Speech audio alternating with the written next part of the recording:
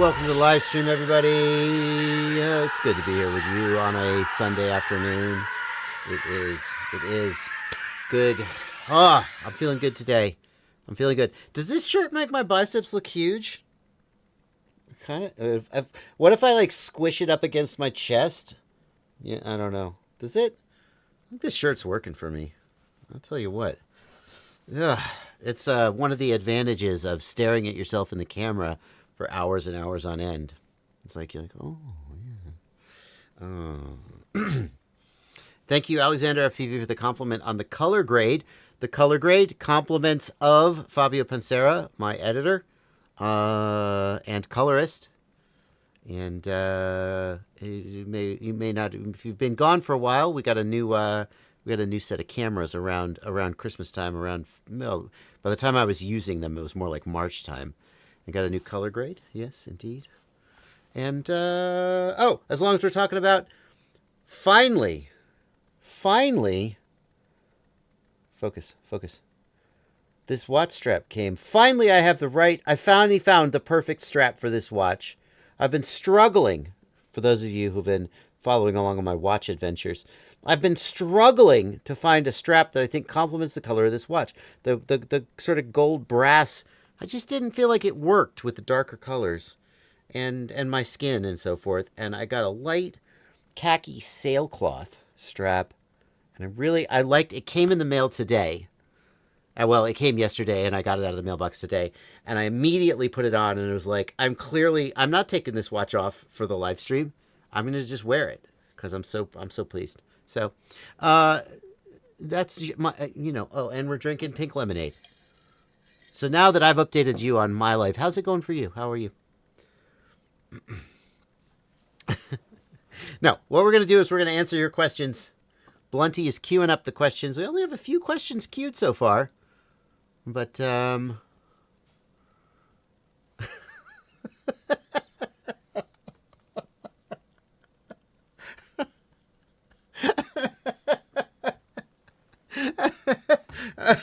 sorry.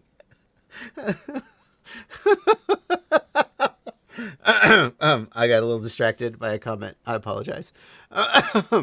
Leary 101. Is it only paid questions? Absolutely not. I answer. I will take super chats in about 15-20 minutes. I'll start doing super chats. I always start the stream answering just free questions. You don't have to pay. And as I always say, if I don't get to your question on the live stream, and there are always more questions than we have time to answer, and I just pick the questions that are most interesting to me or that I think will be most entertaining or beneficial to you. But if I don't get to your question on the live stream, you can always email me, jb@joshuabardwell.com, and I will help you over email. I started my whole career years and years ago helping everyone for free, and I haven't stopped ever since. It seems to be working out for me. Skydozer wants to know which comment tickled me so much. I will leave it to you to look back through and you see if you can figure it out. But let's go ahead and start answering questions. Young Feed says, I'm going to buy a new FPV drone for me, and I'm thinking about maybe a Crux 3.5 or a Toothpick, but I don't know what's better. Toothpick is going to be maybe a custom 3-inch 1S build. Okay, here, Young Feed, you can't go wrong here, honestly. You can't go wrong here. Both of the things that you've said are great ideas. So the Crux 3.5 is a really fun little, 3.5-inch. Little 3.5-inch ripper. Okay, this one has HD0 on it. If you don't run HD0, you wouldn't buy this one. I can't remember. Is it 3S? What's the battery that this takes? Is it 2S? If I had to bet money, I would say it was 3S. I'm not 100% sure. 4S. Okay, 4S, even better. The Crux 3.5 is a really, really fun little quadcopter. Okay, you're gonna love it. It's earned every bit of its reputation, okay? And at a price of a little under $200, well worth it. If you get it with digital, does it come with DJI? I'm not even sure if it does. It comes with HD0. Can you even order it with DJI? Analog, Cadix Vista, DJI, that's not the Crux 3.5. Analog, I don't know about that. Okay, well, anyway. But here's the thing. It's not going to have the same experience as if you build a 1S 3-inch toothpick, okay? The Crux 3.5 is going to be significantly heavier. It's going to be significantly more powerful. It's going to give you more of an experience like a bigger drone. You're not going to get a 5-inch freestyle experience out of a 3.5-inch. That's just like the physics don't allow for that. But I think it comes close, not necessarily in terms of the flight dynamics, but just in terms of like how it feels to fly it and what you can do with it. Like, think of it this way. When you fly a tiny whoop or any 65mm quadcopter, whether it is a licensed, trademarked tiny whoop from Jesse Perkins or whether it is a whoop, a generic whoop. Sorry, kids. When you fly a 65mm little 1S 20-gram drone and you try to do like a power loop, you quickly find that it doesn't have the mass, and air resistance slows it down really quickly. So you do the power loop, you get off the throttle, and it just immediately just drops out of the air. It doesn't keep going. There's no fling to it. And you learn to compensate for that when you fly those little 1S quadcopters. You stay in the throttle longer. You don't rely on fling to get your moves done. When you fly a 4S 3.5-inch, it has a lot of the similar flight dynamics to a 5-inch, just a little less so. And I think it's a very familiar and very fun experience. On the other hand, a 1S 3-inch toothpick is so fun. It's a different kind of fun. It's unique. And it, like, they're so quiet and you get so much performance out of something so small. It's kind of like a marvel. Now, you're going to be building your own toothpick is the thing. And sourcing parts may be tricky. But I think that if you feel inclined to build a 1S toothpick, you probably should do it because they're really fun to fly. You got to get a very good quality battery. Like, it's hard to find like a 650 milliamp hour 1S, like a really good quality one. A bad battery will really F up that experience. But a long time ago, Kebab FPV, which some of you probably don't even know who he is. He's kind of been out of the game a little bit. But Bob Ruge, Kebab FPV, sent me a 1S toothpick. He was one of the pioneers of the 1S 3-inch toothpick build. He certainly was very, very instrumental in popularizing and developing it, although it's hard to credit who like invented anything in the world these days, because there's always somebody who did it before you, but nobody's ever heard of. He sent me one, and I've really enjoyed flying it. So that's what I would say about that. Mr. Kejpli, I'm guessing that's a Scandinavian name. I don't know. How do I bypass the 100 milliwatt CE limit on ELRS? You don't bypass the CE limit, but if you just change the region to FCC, you will no longer have the CE limit. So I believe you need to reflash the firmware. When you go to flash, so I'm going to go right now to the ExpressLRS Web Flasher app. I'm going to get transmitter, whatever, Radio Master, radio frequency, 2.4 gigahertz, hardware target, Boxer internal, anywhere in here. Hang on, options, there we go. So in the options, you choose the region. If you choose FCC, you'll have FCC region. If you choose LBT, that is the EU or CE region, and we'll have the 100 milliwatt limit. So you're just going to do this. Obviously, pick the correct hardware for you. And then under region, you're going to hit FCC, and then you're going to flash it, and boom, the 100 milliwatt limit is gone. I don't think there's any way to do this without flashing. There's not like in the 900 megahertz hardware, you can change regions in a drop-down menu. I don't believe you can do that in the 2.4 gigahertz hardware. You have to flash it, but there you go. And then what we would say is, oh, but if you're in Europe, it's not legal for you to exceed 100 milliwatts. You're breaking the law. Ooh. And you could decide how you feel about that. Like, on the one hand, rules are there for a reason, but on the other hand, like, does anyone really care if you're going over 100 milliwatts? I don't know. I don't know. What are you interfering with? I don't know. You have to decide. But lots of people are doing it. Lots of Europeans are out there breaking that. And maybe it's causing a bunch of problems, and I don't know. But you wouldn't be the only one doing it. Like if you said, hey, I'm trying to think of an example of some blatantly illegal, I probably should get myself in trouble if I made something up and said it. There are some things that are so blatantly illegal that if you said, hey, I'm thinking of doing this, I'd be like, no. Okay, I got one. I'm thinking of flying my drone through the airspace of a major international airport. Do you think anyone will care? And I'd be like, yes, they will care. Do not do that. That is a terrible idea. Please do not do that. But if you said, I'm in Europe and I'm going to flash the FCC firmware and I'm going to go to 1 watt, I would be like, probably doesn't matter. Anyway.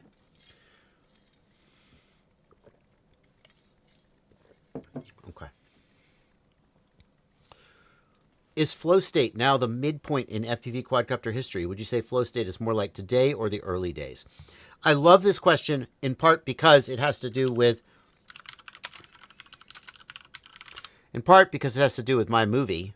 For the most part, people don't understand drones. So when they do, did you know I made a movie? They're comfortable with it. When they don't, I helped make a movie. I participated in the production of a movie. Can't believe it's not over. And then when you go out and see it in real life, it's like, well, that's freaking cool as crap. You remember that scene in Star Wars with the speed bikes? Everybody, look, it's chunky pandemic Bardwell. I'll tell you a secret. I may have told this before. So this was recorded during my chunky pandemic phase. I think we all had a chunky pandemic phase. I recorded some scenes of this sitting on my porch, and when I saw the sample footage, for whatever reason, the shirt that I put on looked way too tight because I had put on weight, and the shirt and I'm looking at this footage, and the whole time I'm like, oh, I hate this. So I was executive producer on this film. That means I put up a bunch of money to make the film, and then someone else did all the actual work. Executive producers, kids. And I called the director and I said, James, can we reshoot this interview? Because I have to, I cannot make this movie. And this is how many movies am I going to make, right? I'm going to put this out into the world. Potentially it's going to become really popular. And the whole time I'm going to be like, oh my God, my shirt is way too tight. I look like a fatso. And he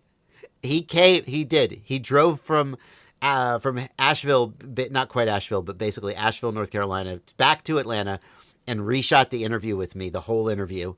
Took a whole day out of his, and I wore a looser shirt. Oh, man. I feel like this movie, the freestyle that is represented in this movie reflects the time period that it was shot in. And I think if you look at sort of divisions in FPV history, one of them is certainly the 2020 period when remote ID started to become a thing. And then sometime in, I'm not sure the exact date, it actually became a thing. Why was there a notification sound? I have to close this out. I'm getting notifications. Sorry about that.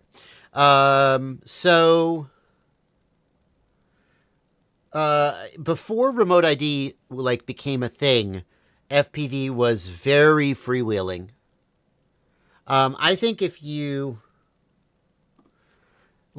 certainly other people would make different divisions than I do, but as I just think off the cuff here, there was a time period when FPV was a very experimental.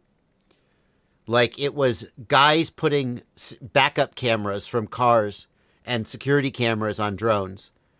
It was people making their own flight controllers out of Arduinos, and it was very experimental. And then it started to be a little bit more commercialized, you could buy a flight controller instead of having to make one, but it was still very, very experimental and developmental. And then there came a shift perhaps it was in the 2016 to 2018 timeframe. Exactly when you think the shift happened is going to depend on a lot of variables, but where it became much more commercial, like the day when someone could say, I want to get into FPV because I want to put FPV videos on YouTube and get sponsored. Like nobody in the early days set out to get sponsored. We/they. I would even say I came along in that second wave, if that's what you want to call it. I wasn't really part of that first wave, or if I was, I just barely caught the tail of it. Where people were just doing it and they're putting it on YouTube because, I don't know, that's just what you did, but nobody was like out to get sponsored, really. They just wanted to do it. Then it became more commercial. There was a lot more development of hardware, a lot more marketing and competition to develop the newest, bestest hardware. The hype train kind of started to get rolling. Companies came in. Companies started to move into the market explicitly. It wasn't just like, hey, I want to make FPV products. It was like, I want to make money, and FPV is an opportunity to make money. We started to see more of that. And then I think you go into sort of like the third generation, if you will, when remote ID starts to become a thing. And that's where the world at large really starts to take note of FPV, right? You start to see regulations, you start to see more government attention, and you also start to see pilots dropping out to some degree because they're like, meh, I don't want to be a part of it anymore if it's not this sort of freewheeling thing. If I had to think of another dividing line, it would be probably around 2022 or 2023. Somewhere in there, public attention of the military use of drones, driven by the war in Ukraine, really kicked off. And I think that's another sort of dividing line in the history of FPV. And we're kind of in that phase right now. And part of that, and another sort of major development was that when the pandemic happened, there were big supply chain disruptions. Lots of electronics specifically got way more expensive and or were out of stock. And so there was a price shift in the availability of FPV stuff. Stuff got more expensive, and that sort of had a big effect. It's interesting because in roundabout mid to late 2020, when we were still sort of having the pandemic, there was a period where a whole lot of people didn't have a job, and then the government gave everybody a $1,500 stimulus check. And I can tell you for a fact, a whole bunch of those people decided to get into FPV. There was at least one store owner who I've talked to said they had their biggest month in history during that period. And my affiliate sales also, I had some of, but not quite the biggest months I'd ever had during that period, which is weird because here we are. Everything is expensive. Things are out of stock.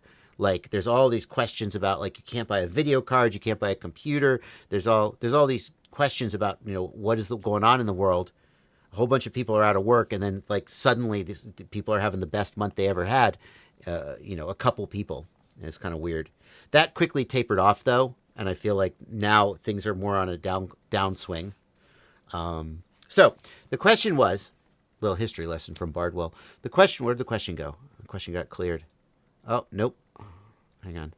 Is flow state the midpoint in FPV history? I don't know if it's the midpoint, but I do think that the flow state movie came about. It was inspired in part by remote ID. So flow state came about at the end of what I would call the second chapter in the history of FPV. The first chapter being sort of the freewheeling experimental chapter.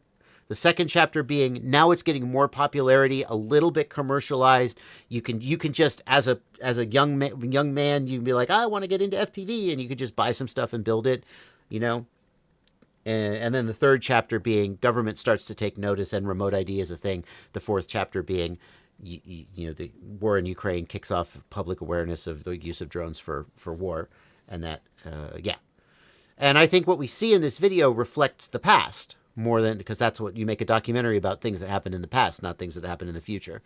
So I would say that, and I do kind of feel like the film in some way is kind of a parting, a sentimental parting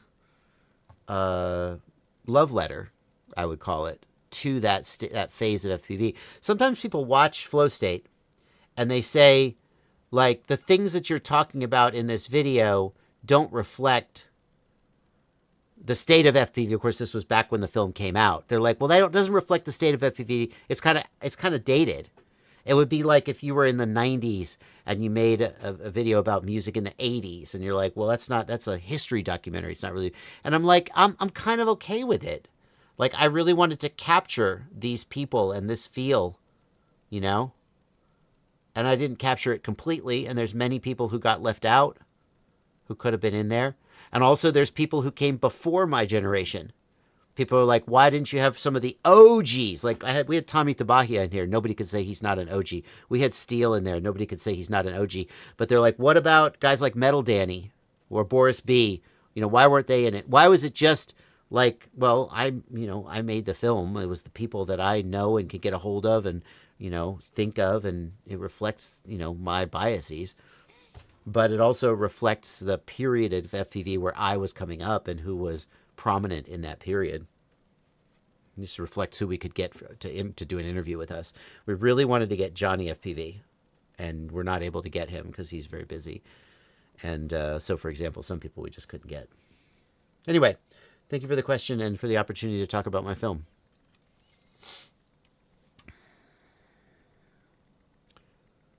Hello. How do I get OSD to work with the DJI04 Pro? I sent you an email about it. It would be best to take detailed technical questions like this in email. So you're welcome to email, and I will answer it in email.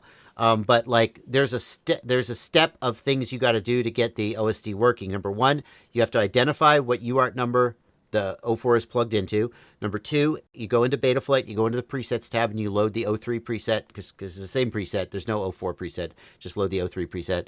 Make sure you select the correct UART number, and then that should do it. But there's all kinds of in and outs that might make it not work, and we have to go through those in and outs over email. So, speaking of Johnny FPV, thank you, Joseph Dahari.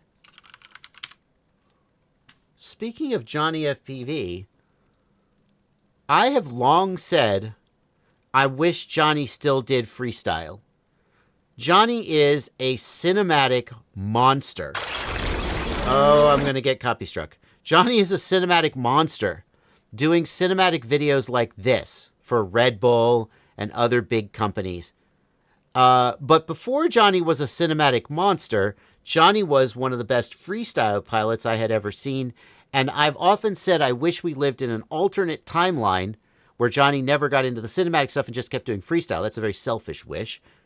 Obviously, it'd be better for him. He loves what he's doing, I'm sure. And he recently released 3 days ago a freestyle video. Johnny FPV back doing freestyle. Kind of doing like, it's interesting that I look at this and I think it kind of looks like Spang. Because Spang, in my opinion, was an evolution of Johnny's style. Johnny described his style as juicy style. And it was in fact, it's one of those things where his style was so influential that today when you look at it, you don't realize that he invented it. Like Jimi Hendrix playing electric guitar. We listen to that today and we're like, this was just a dude playing electric guitar. And you're like, no one did that before him. He invented that. And now it's so ubiquitous that you don't even notice when you see him doing it. A lot of the moves that Johnny has, he just invented them. And now we just consider them freestyle moves, and we consider Spang a freestyle style. I got to tell you, watching this, it's so, I don't know what brought him back, but I'm glad it did. And it almost feels like, you know, that scene, you know, it's like John Wick's been I don't know if John Wick's the best example. He's been retired for years, and now he's coming out of retirement. Like, it almost feels like I can see just a little bit of dust on Johnny's sticks. Like he's like, I could tell I don't think he's done freestyle in a little while, but the core is still there. And I'm like, is John? I just think of John Wick saying, "I guess I'm back."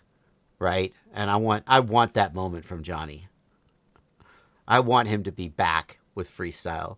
Like, I want him to put as much work into his Freestyle as he puts into his cinematic edits so he can blow my freaking mind again. I'm really happy. I was really happy when I saw this get released. So, let's do super chats. Exiled FPV. Oh, wrong scene. Sorry about that. Exiled FPV. Thank you for $10 just because. Tomas Strajic. Would the N3 be an upgrade over the Integra? Thank you for €2. This is a controversial question. This is a controversial question. I have weighed in on this question before, and people didn't like my answer. And then I questioned my own answer. Not available in your country or region. Lame. Can I see the specs? God dang it, DJI. I can't even see the specs for the Integra. Just the product is offline. What do I do, Blunty? I think if you change the country in the top right, like in the on the website country. Oh, like this? Yeah. What about Australia? No. When I did it the other day, I was able to see a couple products that were blocked in the US. What about Singapore? No. No, it doesn't care. It can tell I'm in the US. All right, well, fine. I'll just hang on. I should at least be able to see the goddamn product page. It's freaking annoying. So the Integra is the previous generation of DJI's goggles. It was released with a DJI03. The Integra has 100 frame per second OLED screens. It has binocular micro displays. It's smaller and it's lighter. The N3 is bigger and heavier. It only does 60 FPS. It doesn't do 100 FPS. And does it have OLED screens? I think it has LCD screens. I believe it's LCD screens. But it doesn't have micro displays, that's for sure. That's one of the ways they save money. LCD, yeah. So what are you giving up with the N3? Both of them are, by the way, both of them are compatible with the 04. With the N3, you're giving up 100 frames per second. You only have 60 FPS. That means you have higher latency. Just a little bit higher, but higher. So like 1 over 60 is 16 milliseconds. 1 over 100 is 100 milliseconds. No, 10 milliseconds. There you go. 10 milliseconds. Thank you. So you're getting about 6 milliseconds more latency just from the screen. That's not that much, but it's something. The OLED display. I love an OLED display. The LCD display on the N3 isn't terrible. And you're having more of like a box goggle experience with the N3, which frankly some people prefer, but that just depends on your ergonomics. But with the N3, you get the ability to do race mode in the 04, and you get the ability to do the 60 megabit per second mode, which gives you just a little bit better looking video. My opinion, and just so you're wondering, in case you're wondering, the Integra with 100 frames per second is higher latency than the N3 at 60 frames per second in race mode. So you do get a little bit lower latency with the N3. You get even lower latency if you go with the G3, and you could do 100 frames per second and race mode. I think that the N3 is a worthy upgrade to the Integra.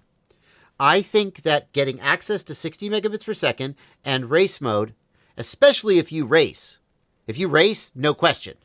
The ability to put the goggles in race mode makes them so much more compatible with a racing environment in terms of fixed output power, staying within your frequency band, not interfering with other people, lower latency, not fixed latency.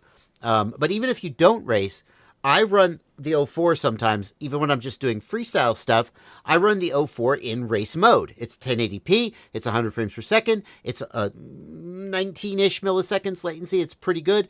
It's only like 20 megabits per second, so you're not getting as good a video, but that lower latency is really nice. And it's nice because you're not shitting on all the other people you're flying with, not that I have any friends. Race mode keeps you in. So I think the N3 is a worthy upgrade. Now, there are people who say that's stupid. The Integra is a much better goggle. The screen is way better. The ability to have 100 frames per second is way smoother. It has a, they feel like that it's ridiculous to suggest that you would take a step backwards from the Integra to the N3. And I don't think they're wrong necessarily, but I don't think if you value the things that the 04 brings, the racing mode and the 60 megabits per second, I think it's plausible that those carry enough weight that they justify moving from the Integra to the N3. You should just move to the G3 if you really want to, though. Like, that's what you really should do. Then you get the best. Just remember, you can't use your O3s and your Vistas and your air units if you switch and you have those. That is correct. So, good point. Thank you, Blenty. The N3 currently only works with the 04. The Integra is compatible with the 03 and the Vista, and the G3 is compatible with the 03 and the 04. For some reason, the N3 doesn't have backwards compatibility to the 03. So if you have a bunch of 03s, you will not move to the N3. You should just move to the G3. Because, it's only money. All right, good question. EMA FPV, thank you for $5. Thanks for reminding me that, Blenty. I was going to forget that, and that's kind of a big deal. I'm using the HDLRC LED mini controller, not Betaflight. Can I turn off the LEDs with my ELRS remote? So, probably not, but hang on. So instead of controlling the LEDs with Betaflight, you've got a standalone LED controller.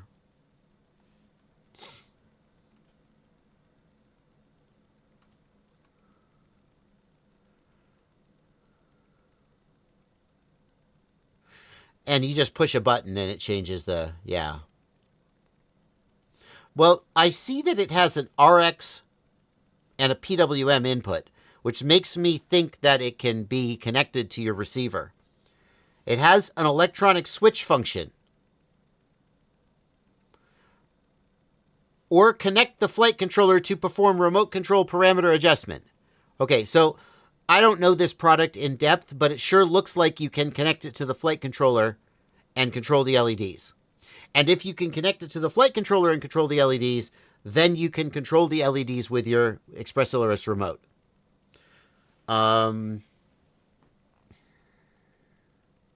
But if you haven't connected the LED controller to your flight controller, and I don't know how you would do that because I don't see a manual here, then you won't be able to do that. Except there's a PWM input though. Maybe you could. There's an RC and a PWM input. How does that work? If only, oh, here's the HDLRC page. Maybe there's a freaking documentation here.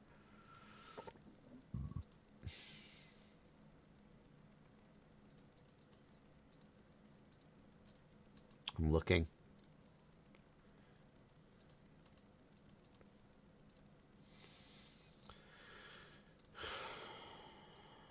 Please let there be a manual. How am I supposed to scan this QR code? I'm on my phone. I'm on my laptop.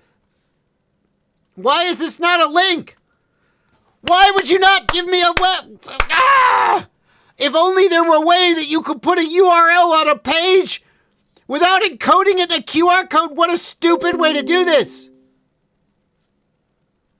Are we not printing anymore?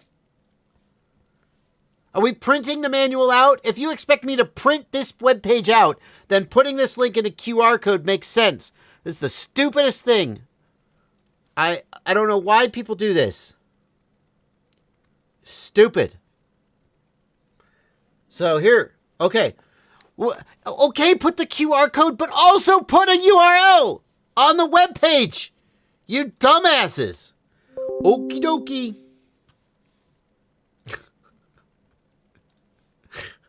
I have my Signal notifications on for a reason. I need to know when people... I thought I closed Signal.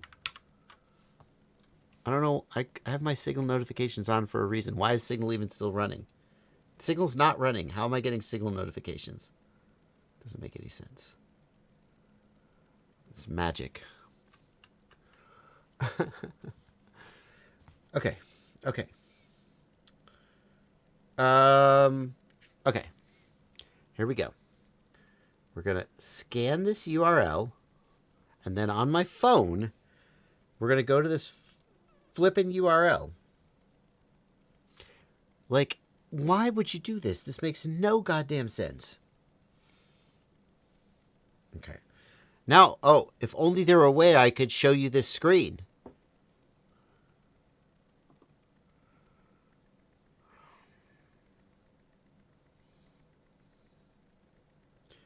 Wiring diagram, plug connection, okay. Product FAQ. No, there's no information in here about, okay. As usual, there is no useful information in this manual. It just says plug in the LEDs. It doesn't say anything about flight controller control. Doesn't say, okay, so I don't know. It seems from the product description like you could control it with your flight controller, in which case you can control it with your remote. But how to actually make that happen, I have no freaking idea. I hate when people do stupid things like that. Can you do that? What can you do? It's so stupid. It's so stupid. Like, there's a way to put a fucking URL on a web page, and it's not a QR code. A QR code is for when you don't have a web page and you're in the real world. People are saying that... Shut up. People are saying that you can click a Google Lens. Is that this? Tab search. No. Google Lens. Okay. Google Lens. Okay. And it will read the QR code for me. Oh, that's wonderful. All right, well, there's a way that you can read a QR code on your browser. That's cool. I didn't know that. Thank you for telling me that. I mean, obviously, that's the most efficient way to have a link on a page, right? Like, you put why a is the QR code, and then you have to use a Google Lens tool to snip the... why is the QR code just... All you need is a href equals around the frickin' around the frickin' QR code. And then you could click the QR code and go to the link. Or this could be a link. This could be a link right here. It's stupid. It's so stupid. Just infuriating that it's so stupid. Let's move on. Frezraf says, hey, I have a... Thank you for 10 euros, Frezraf. I have a Tango 2 for the sim, and I'm planning to build a quad. Should I start over with ELRS? Oh, wow, way to, why don't you ask me if I like pineapple on pizza next? If you love Crossfire, and you very much value a compact controller, the Tango 2 is the one to get. It sounds like you don't love Crossfire, or you wouldn't be asking this question. Right? You're kind of ambivalent about Crossfire. Or you would be asking a different question. To me, I don't value the small size of the Tango 2 very much. And if I did value the small size of the Tango 2, I have currently my daily driver is the GX12, which is not quite as small as the Tango 2, but pretty small. The GX12 has way more switches and knobs than the Tango 2. Every time I use the Tango 2, I'm frustrated by how few knobs. It has like some, but it feels like I always want just like one more. It has 2 3 positions, 2 2 positions, and 2 momentaries, and that's it. That's all you get. That's it. So, also, like sometimes I want to use Express LRS in the Tango 2. Well, you can put an Express LRS module on the Tango 2, but it's not ideal. So, if you want to stay in the Crossfire ecosystem, then keep using the Tango 2. It's fine. But if you are willing to buy another controller today, here's the thing. You can have the best of both worlds. Buy an Express LRS controller today, like the GX12, and then get a Crossfire module if you like. And you can run your Crossfire quadcopters and your Express LRS quads off the same controller. I think Express LRS is pretty compelling today. I think that in general it has comparable range and penetration, especially if you're doing the 900 megahertz version of Express LRS, to Crossfire. It is nowhere near as easy to use. So you have to be willing to overcome that learning curve. But XpressLRS hardware is inexpensive and widely available. And there's also some cool things that XpressLRS does that Crossfire doesn't do. There's some cool things Crossfire does that XpressLRS doesn't do. I don't think you have to start over with XpressLRS, but it feels like you might be a little curious about it. And if you're ELRS curious, it's relatively easy to buy an ELRS radio, put across, or just keep using your Tango for that one quad or whatever, and see what it has to offer you. But even if I used Crossfire as my primary control link, the Tango 2 would not be my first choice for a controller because of the small size and the lack of switches and knobs. What's the most convenient way to dispose of lipos? I think that probably the safest and easiest way is to get a 5-gallon bucket full of salt water. You don't need you need like a cup of salt. Just go buy, or order if you can't drive.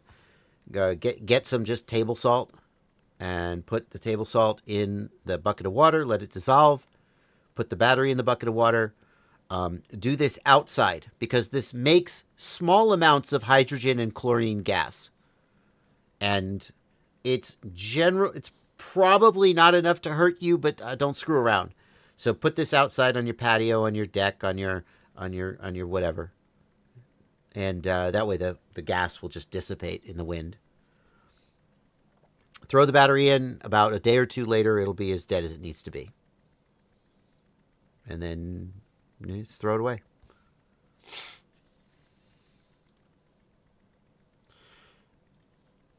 EMA FPV. I changed the colors with the servo setup.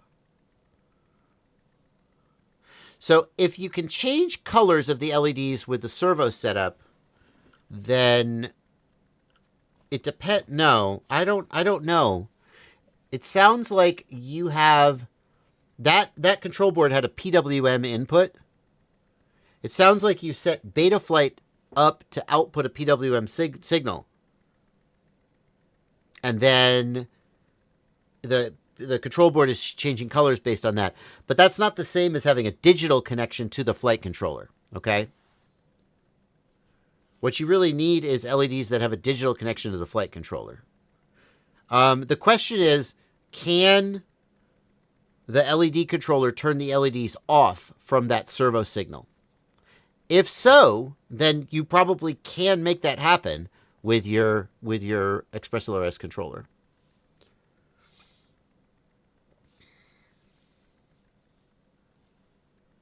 How do I overcome my fear of flying over concrete and around buildings? I fly over grass, I fly poorly around concrete and buildings. Sky FPV. You need to become independently wealthy so that when you crash, you don't like cry and curse. You just go get me that broken quadcopter and hand me another one, please. And then your servant hands you another quadcopter. What you're afraid of when you fly around concrete and buildings is you know that when you crash, it's going to hurt you and cost you money. To some degree, you just sort of bite the bullet and overcome that. But like if you fly around concrete and asphalt, eventually you will break your shit. It's very unforgiving. And if you can't afford to fix your shit after it breaks, maybe you should stick to grassy fields. But if you're in a situation where you can't afford to fix your drone, you're just timid, then you just have to, I think you just have to sort of force yourself to overcome that.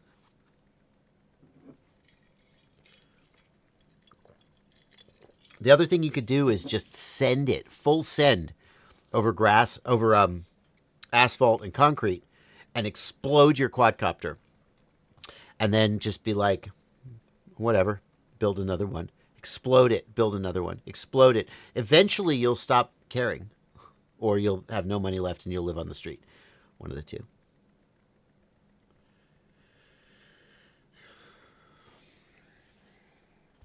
You can also build more durable drones. Like the Let's Fly RC from Rotor Riot has the tank, And by my standards, the tank is way too heavy. I think, I mean, like, Let's Fly RC takes it out and he's like, look at all this freestyle you can do with it. And it's like, okay, but like the way that it flies because of its weight is just not my preference. So you can build a heavy, durable quadcopter that stands up to the hits better, but you compromise the flight performance. High Skies Media says, I have some new 1350 milliamp hour 6S batteries. Charged internal resistance is all over the place. The cells are at 15, 6.6, 12, 2.8, 3.1, 2.8. No. High Skies, that is absolutely not normal. That's very weird. The internal resistance, so first of all, you have to control for voltage and temperature. You charge the battery to full charge. Presumably, you know, they're all at the same voltage and they're all at roughly the same temperature. At that point, the internal resistance should be, you know, if one's at 15 and one's at 17, maybe that's okay. But if one's at 15 and one's at 2, that's completely effed up.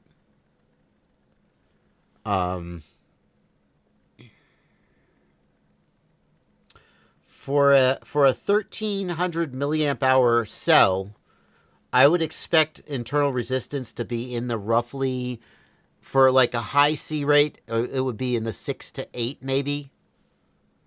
And for a cheaper, lower C rate battery, it might be in the 10 to 15. Are you sure they were fully charged? Are they all fully charged and you measure the internal resistance? Like if they're in the charging process, something could be weird. Are they dangerous to use? Should I return them? I mean, that's impossible for me to say, like just based on the information I have here. I will say that the numbers you're giving me are weird. Assuming that the battery is fully charged, rested, and temperature controlled, that's extremely suspicious. Are they all like that? Maybe you should run them through a couple cycles and see what happens. It's weird that the internal resistance is so low on some of them. Like a 1300 with an internal resistance of 3 milliohms. That's like, okay, so is 3 milliohms the normal internal resistance and you have 3 bad cells, 15, 6.6, and 12?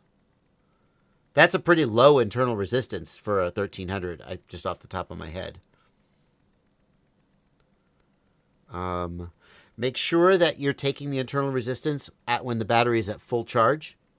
At the very end of the charging cycle, though. That would be a thing I would say you should make sure you do. Luke Tasbier, thank you for a $10 super chat. My 5-inch drifts to the left when hovering.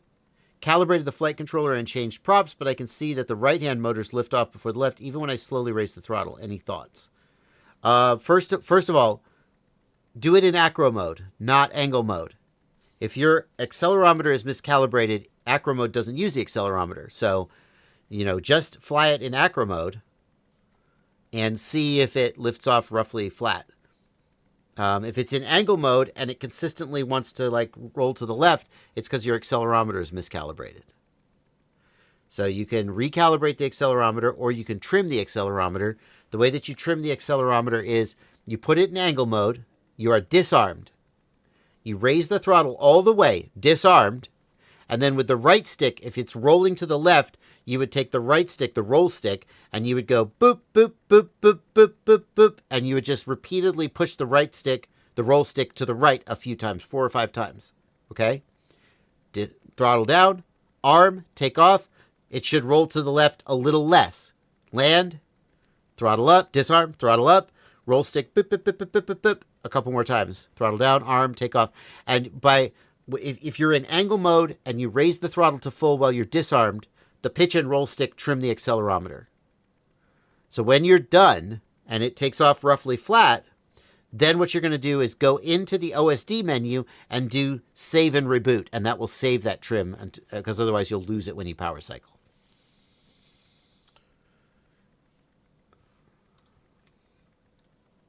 Dennis Smith, thank you for a $5 super chat. I asked about my spare long-range Moz 2.7 and Mark V last week. Which analog system from VTX and camera should I wait on Goggles and 2 to come out? I'm so confused by every part of this question, Dennis Smith. I asked about my spare long-range Moz 27 and Mark V last week. Got it? About VTX, okay? You asked about the VTX for them. Should I wait on the Goggles 2 to come out? The Goggles 2 are already out. The Goggles 3 are out. What are you waiting on?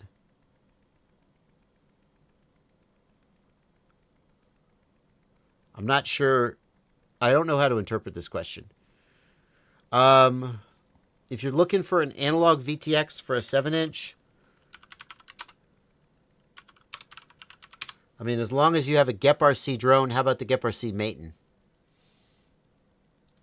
Here's the GEP-RC Maton 3-watt video transmitter. It's a pretty good video transmitter. Got a fan on it? Yes, Blunty. Pat thinks he means HD0 goggles too. Well, they're already out. In fact, mine come tomorrow. Okay, that makes sense. The HD0 goggles too. If you're wondering if you should buy the HD0 goggles too as an analog goggle, I can tell you this. I did. I paid, whatever, $600, $800, whatever they are. How much are they? Appreciate you. I was not gonna get that. He said goggles too. I thought DJI, obviously. Well, that's just Bardwell's bias towards DJI. $649. Okay, $650. I paid $650 to have a set of these shipped to me. Sadly, I was not able to get the red ones because they're out of stock. And I plan to use them. Well, whenever I fly an HD0 quad, I absolutely will use them, obviously. But I primarily will use them as analog goggles. I know that hurts some people to hear. And the reason for that is that they are fantastic. Well, the HD0 goggles have the best analog DVR. They have the ability to output analog over HDMI if you want to do that, like into a capture card or into a display. They record audio with a built-in microphone. As a content creator, this is the only analog DVR that I use to record analog footage for content creation.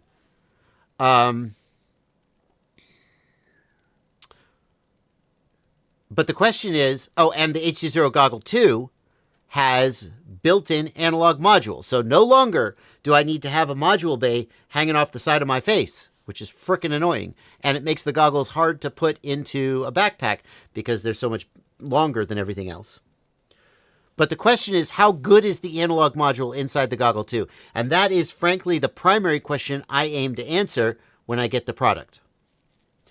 Compare the HD0 Goggle 2's internal module to something like a TBS Fusion, and what do you get? Well, I hope to find out. What analog goggle do you have now?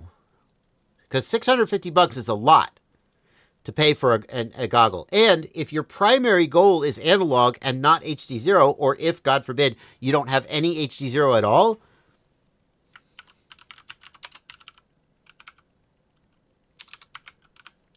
Skyzone Sky040. Around $340. If you can actually buy it. If you can find it in stock. But I mean, that's a solid analog goggle. Not as good as the HD0 goggle, but solid and significantly less expensive.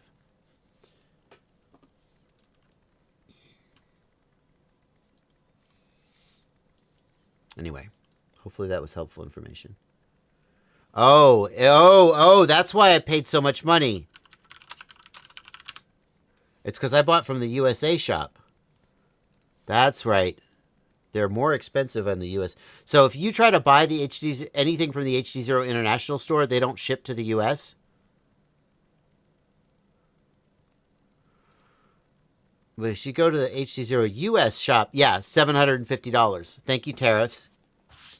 I paid $750 for these. Kills me. Kills me. I'm really regretting not jumping on the opportunity to do a review of the HD0 box goggles. No, I'm just joking. Probably would have gotten the red ones. I kind of like the white ones better.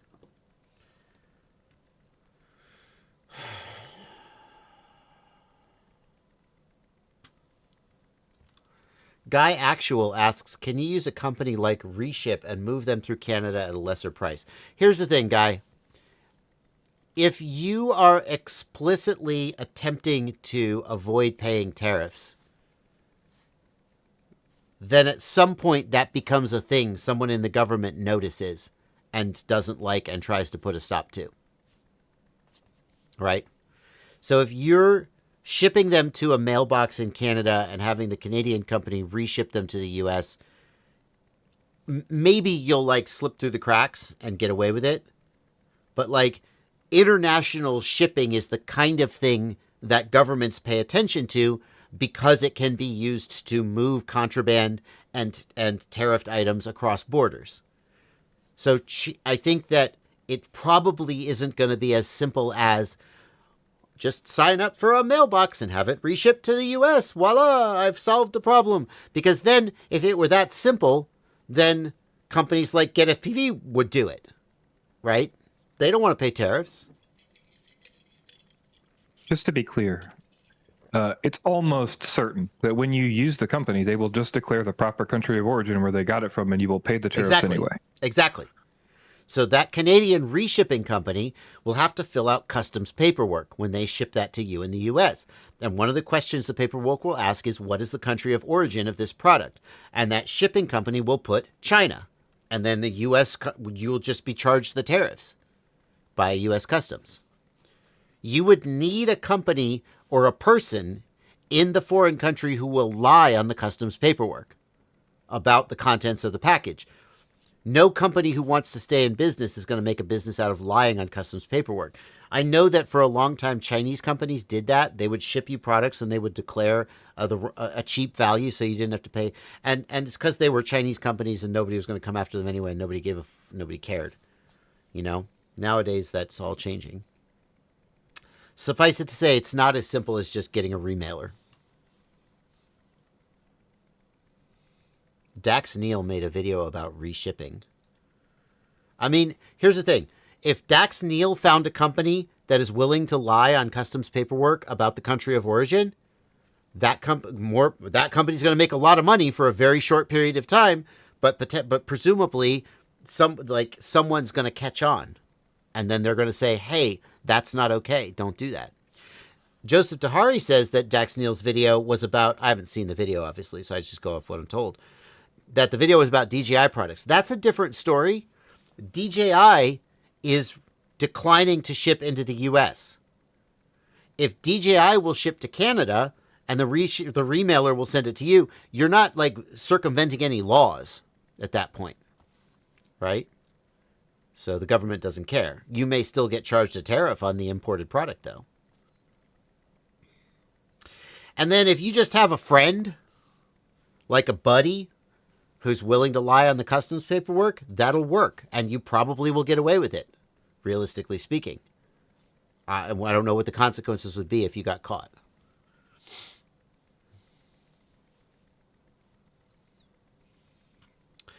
Can the RC Empower 2807 1400 kV handle 8S? Yes. I mean, short answer, yes. A 1400 kV, I mean, what prop are you putting on it? Here's the thing. For a 5-inch prop, 1400 kV on 8S. Let's do math. Ooh, we love math, don't we? We love math, don't we, kids? Zoom in. Okay, so 6S battery, 6 times 4.2 volts, 25.2 volts. Okay? 1800 kV, 25.2 volts times 1800 kV, 45,000 RPM, roughly. Okay, great. 45,360 RPM divided by 8S divided by 4.2 volts is 1350 RPM, kV. So 1350 kV on 8S produces the same RPM as 1800 kV on 6S. Okay, well, if I've got a 5-inch prop, 1800 kV on 6S is just about perfect, right? We just know that from experimentation. So if I have a 5-inch prop and I go to 8S, I want about a 1350 kV motor to produce the equivalent RPM. Although what we've learned is that when you go up in voltage, you can go up in kV and get more RPM without negative effects. That's the primary advantage of going to a higher voltage. So if I was going to build an 8S 5-inch quad, I would use 1500 kV maybe. Oops, that's not what I meant to do. All right, so I would do 1500 kV times 8S times 4.2 volts gives me 50,000. I would get 5,000 more RPM. Yay. But you said 2807. 2807 motor primarily is used on 7-inch props. And if you take a 1400 kV 2807 motor and run it on a 7-inch prop on 8S, I suspect it will burn itself out. I suspect that will be too high of an RPM for that prop, and the motor will overheat. But I don't know. I think you should try it.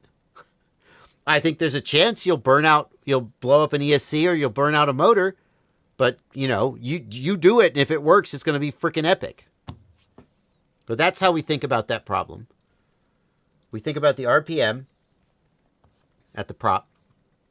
For any given prop, there is a roughly ideal RPM range, right?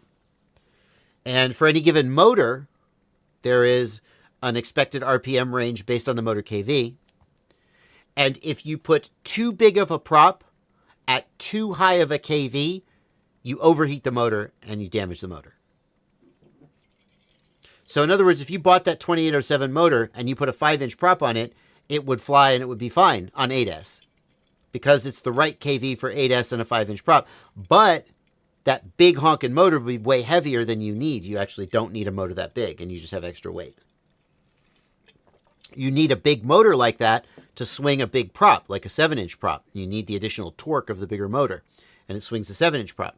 But a 7-inch prop doesn't like to swing at, 45,000, 50,000 RPM. All right. SM, thank you for a $10 super chat.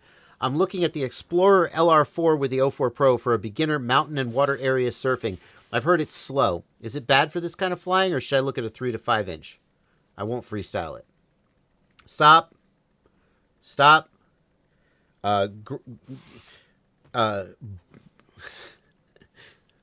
Boring loser traffic cop Bardwell here to tell you. Chat, can you see where I'm going with this? I bet you can.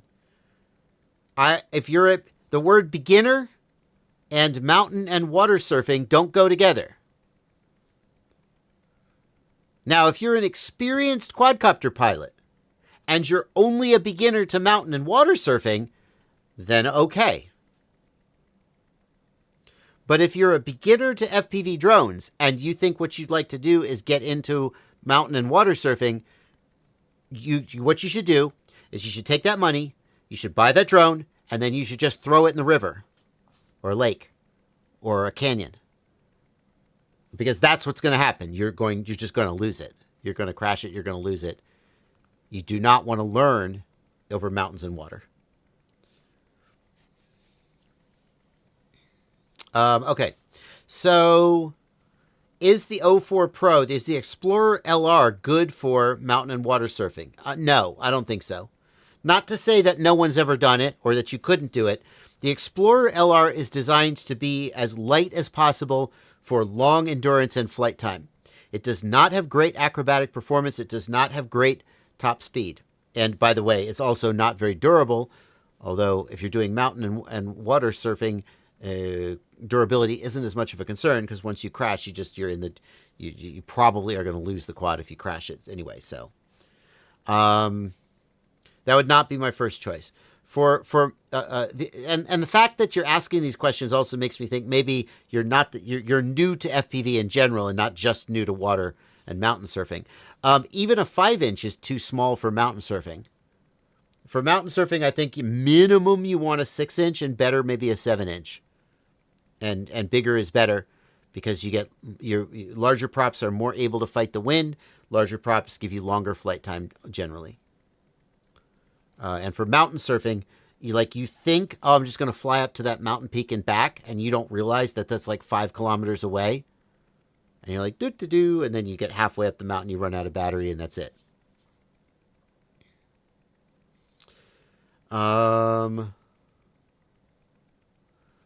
As far as water surfing goes, a 3-inch could be okay. Depends on how fast the thing you're chasing is going to go. 5-inch is definitely okay for like water surfing, but not for mountains. It's too small. The Explorer is mostly, like, I know the Explorer is supposed to be a long-range bird, so it should be good for mountains. But from my perspective, it has the endurance to do mountain flying when it's set up with the right battery. But the Explorer is so small and light and only 4-inch props that if you got caught in a good wind, it's not going to really be able to fight the wind, and mountains are famously windy. So, SM says they're a beginner to long range, but not to drones in general. Okay. So for mountain cruising, I would think minimum 6-inch, and then just use that same thing for flying over the water. For the water, a 3-inch could go pretty slow, like some 3-inches go fast, like racing 3-inches go fast. But if you're thinking more cinematic, it's going to be a little slower. A 5-inch is a good, a good sort of middle ground. The Explorer is more just for kind of like fun flying. And technically you can, and people do, long range with it. They'll go out a few kilometers and come back. But I think there's a real risk of doing long range with such a small bird that you get caught in a headwind and you just kind of screwed. Good insight from Jim E. Bob E., who says you'd probably want a different radio than the Pocket for that task. That is true. Pocket's not going to have great range. I mean, it's going to have okay range, but not the most. I ordered an 04 Pro to my friend in Spain, and he's coming to the U.S. Do you think he'll have an issue bringing it? Who knows? Probably not. I don't think customs is going to care. If you really are concerned about that, I would say take it out of the packaging so it doesn't look like a new product. And then if you just put it in your check bag, nobody's going to give a crap at all. Blunty, were you about to say something? Yeah, there have been DJI drones seized with people bringing them back from vacation. So it's not unprecedented, but I doubt that somebody would seize your 04 because they have to know what that is. Why are they seizing DJI drones? Because it's coming through the border. That's what I was told. It's the same rules that have been in place since October of last year. It's selectively being enforced, and some people have had customs enforce it by taking their drone. Which DJI drones are prohibited from import is my question. All of them. Customs and Border Patrol still has a thing from October of last year that's been in place for a long time that says this is the reason DJI isn't sending things to the U.S. anymore, supposedly, is because they're seizing drones. I didn't realize it was that broad. That's my understanding. It's impossible to find any concrete information because nothing's actually been posted. There's not records of every seizing, right? But if you look around and look at reports, people have said here and there, like, oh, they seized my drone when I came into the country. Oh, DJI sent me a drone and it got seized. So they sent me another drone and it got seized, and they sent me another drone and it made it through customs. Well, stuff like that. It makes more sense why DJI, because what would happen is a customer would pay DJI money, DJI would ship product, and then customs would seize the product. The customer wouldn't get the product. The customer would be like, DJI, give me my money back, and DJI is in a tough spot. It sounds like DJI is, has understandable motivation for not shipping product to the U.S. But yeah, my understanding the 04 is going to get through. Yeah, my understanding was that was the reason they made this declaration was because they were tired of losing drones at customs. Wow. Even customers could not send them out to DJI, like they're being seized going out of the country. Yeah. Wow. But it's selective enforcement if you're not labeled as, so if it's not going to a known entity, then it's selective enforcement by the customs agent, by the Border Patrol agent. Yeah. That's my understanding of how it's working. And again, good luck finding concrete information. If you have a real concrete link that has good information other than the Customs and Border Patrol statement from like last October, then let me know, please. But I dug and dug through this stuff, and it's just anecdotal evidence of people saying they've had drones taken, which unfortunately, and then obviously seeing DJI stop DJI Care as of July 1st in the United States. If you don't know, you cannot buy DJI Care on your drone if you haven't done it yet as of July 1st. Well, because you can't ship stuff back. Right, correct. But if you wanted insurance on it that might eventually get figured out when they figure out the shipping situation, you can get a DJI Care package through a company that sells like a license key and then still activate it. But yeah, it's a mess. And my understanding is this is why. It's because they can't get drones in or out reliably. So weird. It's weird because like I know that there were various DJI drone bans that were going through the legislature. None of them passed. And so it seems like this is some kind of just executive fiat. I mean, does that feel accurate? Obviously, there's no concrete information, so who effing knows? But does that feel right to you? I don't know. Yeah. Because if you read, like, technically that wording has been in Customs and Border Patrol for like 4 years, but it got started getting more enforced in October of last year, based on some statements from the White House, as far as I know. But yeah, it's hard to track this stuff down. It's not very clear. There's not a clear delineation of how this works. And when you have things like selective enforcement, which we see a lot with the government, it's difficult to really nail down what's going to happen, right? It like feels like nothing's happening, and then you hear reports, and then you're like, how did that happen? And like, yeah, I don't know. So. I feel like this would all go away if DJI made a big like campaign contribution. I don't know. DJI. Anyway.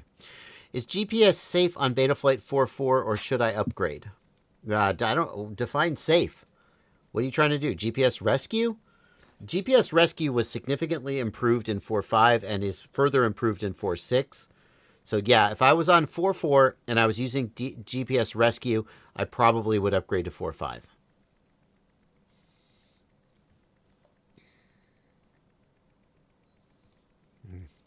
Squirrely says, I'm looking to order the Vapor from GEPRC directly. To your knowledge, does the pause on tariffs alleviate the pain tax, or is it best to wait? I have no idea what the current tariff situation is. I don't even frickin' know, man. Like, de minimis is still is not in effect. And if you order it today, who knows what the situation will be in 2 weeks? Something could change. So I have no idea, man. Was there a pause on tariffs that's ending soon? There's a 90-day pause that ends. It was supposed to end now, but I think they're saying August 1st now. Oh. Something like that. July but it's a 9th. little up in the... It was supposed to be July 9th, but I think the statement is August 1st, but it's kind of hard to understand. Even the pause on tariffs still had, like, it was a complete pause on reciprocal tariffs? No, it was back to the 30% instead of the 100 and whatever. Yeah. So there's still tariffs. I don't know. No one knows, dude. No one knows. Good luck. Like, that's the most frustrating thing about this is not just the tariffs being ridiculously high, but the uncertainty is also ridiculous. And then if you order it, will you actually have to pay a tariff? No one knows. No one knows. Moving on. Rotocompass, thank you for... Sorry, I don't have a better answer for you.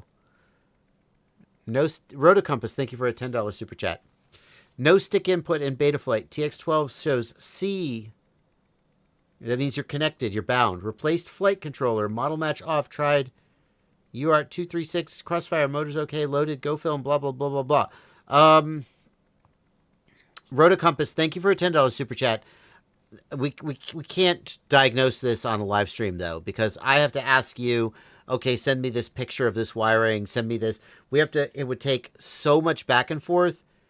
And it just doesn't make for good live stream content, unfortunately. There are various things that we should check, like the fact that you have a C and that model matches off. That suggests that you're bound, so it's probably a wiring problem or a ports tab problem. But like the first thing I do when people ask me a question like this is I say, will you send me a picture of the wiring? And a lot of times I see something in that picture, whether it's the wiring itself or it's like, oh, you have a different flight controller or a different receiver than I thought, yada, yada, yada. So what I would suggest you do is you email me, jb@joshuabardwell.com, and we will work through it.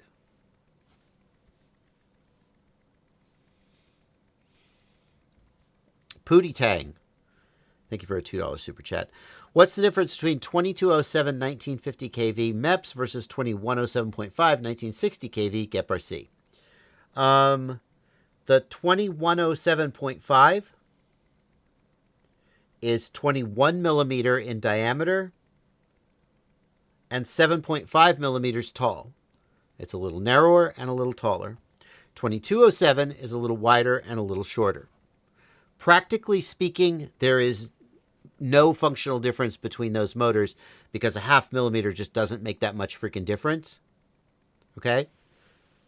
But and they're the same kV, so they will make about the same RPM. Hypothetically, though, a motor that is narrower and taller. Let's say we're going to take a motor of a given volume, okay? And we're going to manipulate the diameter of that motor. So if the motor is of a consistent volume, as the diameter gets bigger, the height will get smaller. And so we could have any range from a wide, thin pancake motor to a tall cylindrical motor. Don't make a GIF of that, kids. And then you ask the question, like, which of those designs, what are the differences between those designs? A wide, thin pancake motor will be less responsive. It's less responsive because its mass is further out from the center of rotation, and therefore it has more resistance to changing its angular momentum or its speed. A narrow, thin motor is more responsive. It changes speed faster, but the trade-off is that it builds up more heat. A wide, thin pancake motor has a lot of air surface through the coils to cool the coils off. A tall, thin motor, the air can't really move through it. It's harder to cool the coils down, and it overheats and it builds up more heat. So what happened here is we have a slightly taller, narrower motor. Well, first we should compare the volume of the two motors, I suppose. No, let's just check. We don't know for a fact that they're the same volume. They may not be. So we've got 2107.5. So 21 millimeters in diameter. It's pi r squared. So divide by 2 times pi and square it. That's not right. Hey, check the live stream chat. Use that link. I promise it's easier. What live stream chat? Where? Oh. Discord, I put a link. Oh, okay. Stator calculator. I like doing the math by hand, though. Calculating stator volume. You just click add new and type it in, and then it'll show you the... Add new.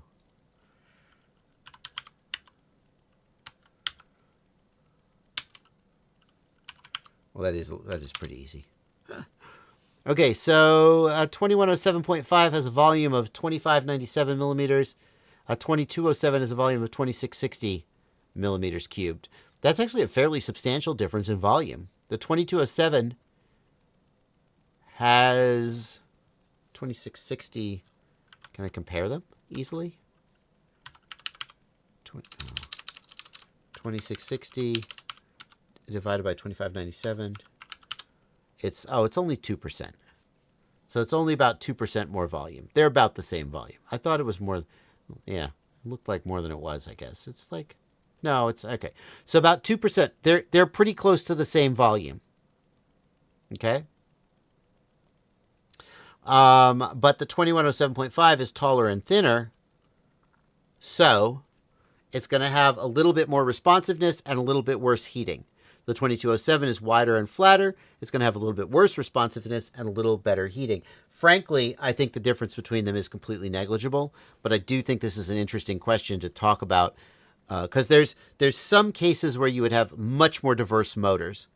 Like for a 3-inch Cinewhoop, you might be going between like a 2004 motor and like a 1507 motor or an 1806 or something, and there could be much more differences in the geometry of the motors and their cooling and responsiveness.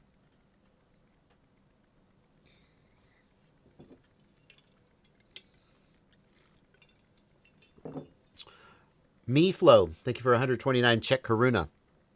I want to get my first 5-inch. I'm deciding between the Nazgul Eco and the Gepard Vapor D5. Does one of them have better electronics? No, they're very comparable. They're very, very comparable.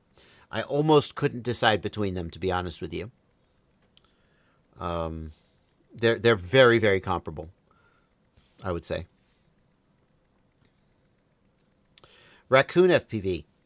I wish I had a better answer for you. I've talked about them previously on the live stream. There may be a clip up on the live stream clips channel, and essentially, if you look at them, they like one of them can be ordered with a GPS and one can't, or one of them includes the GPS and one doesn't. But like the difference between them is very small. So pick whichever one you want, and you're not going wrong. Raccoon FPV says, hello, I recently bought a Humminbird V31 RS. I'm getting 70C plus warnings. Should I be concerned? No. It's completely normal for you to get temperature warnings on little 1S Whoop flight controllers. You just need to start flying. If you're seeing 70C while you're flying, that's weird, because the airflow is what's supposed to cool it down. But if you plug in and you set it down and then it's sitting for 5 minutes and it's overheating, that's completely normal. The video transmitter makes a lot of heat, and that's just how it is. Nothing will be damaged. You just take off and fly. Eventually, the video transmitter might shut down. So don't worry about that. Jay Baked, thank you for $10 super chat. RC and Power 2807 1400 kV. Brave F7 flight controller and ESC. DJI03 on the Arbitan Nutria 7 is the complete setup for the 8S question earlier. Yeah, so if you're going to run 7-inch props on a 1400 kV motor, it might be okay. But if you're going to do that with 8S, it might not be okay.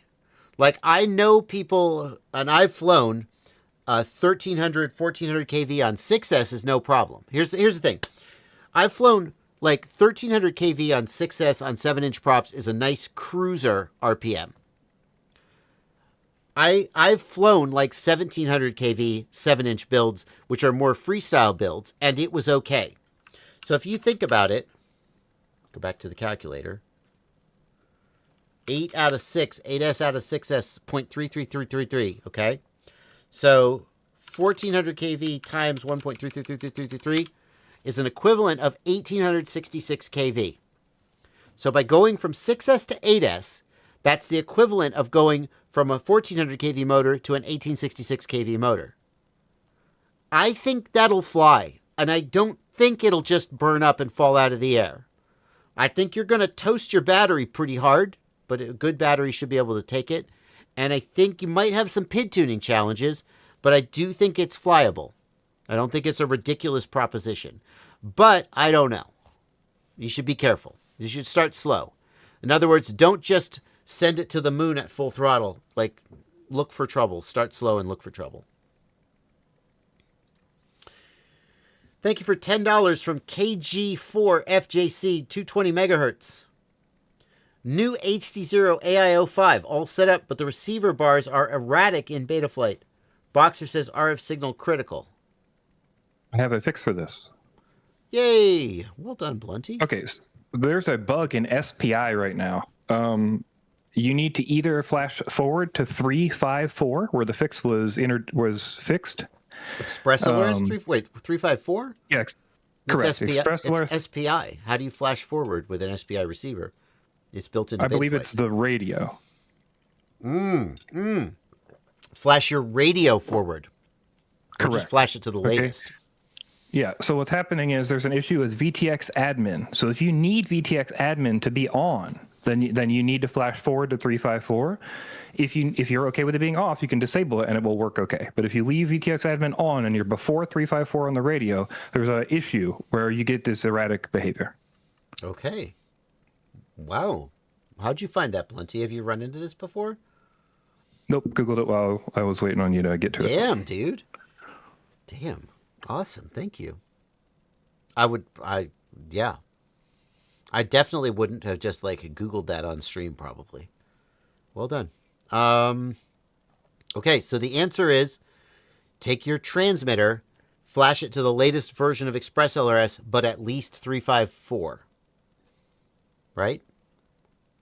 Correct. All right. Great. Wow. Blunty, that's your super chat right there, buddy. You nailed that one.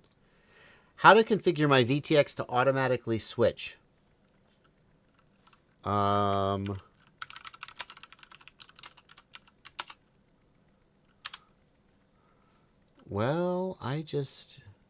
yeah, here we go. You want this video. Change VTX channel with one button 2 months ago. This video basically describes what you're trying to do.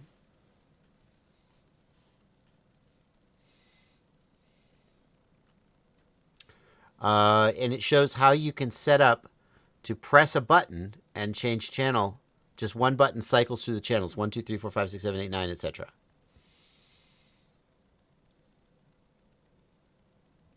It's pretty complicated. And that's why I'm not going to show you here on the live stream. But that's how you do it.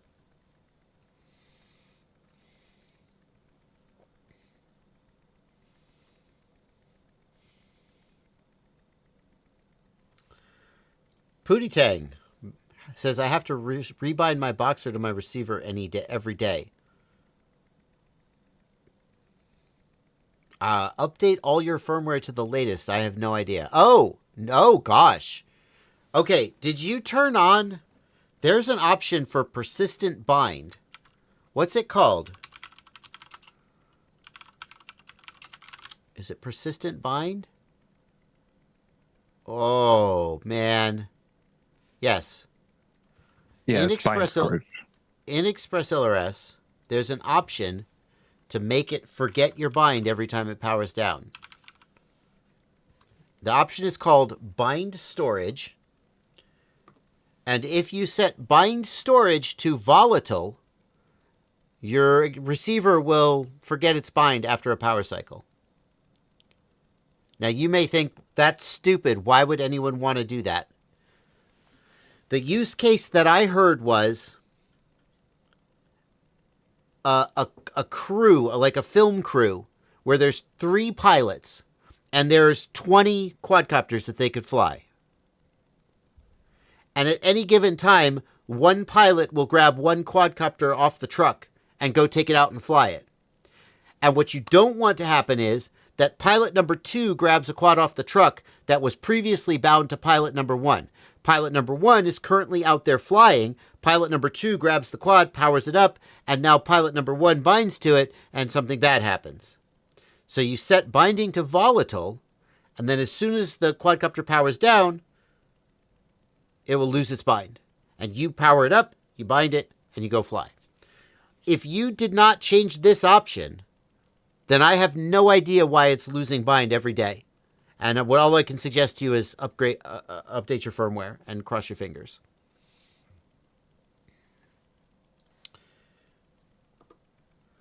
Thank you for $4.99 from Jesvi. Currently have EV800Ds and they work, but I'm looking for new goggles. Are the HD0 V1s with an analog module a good choice? Sure, absolutely, especially if you get them at a good price. When I'm not recording DVR, I often use my SkyZone Sky04X Pros because they're smaller and they're okay. But if I have to record DVR, I will always use the HD0s because they have superior DVR. Shoot FPV, thank you for a $10 super chat. I've never had a drone with GPS before and just got one. Is there anything I need to know before flying with and using it? Shoot FPV, the answer to that question depends heavily on whether you're using Betaflight or iNav. Betaflight and iNav have very different GPS support and capabilities. For Betaflight, I strongly recommend checking out my Betaflight 4.5 GPS Rescue Setup Guide is the video. That's the video you want. It goes through in-depth and thorough GPS Rescue setup for Betaflight 4.5.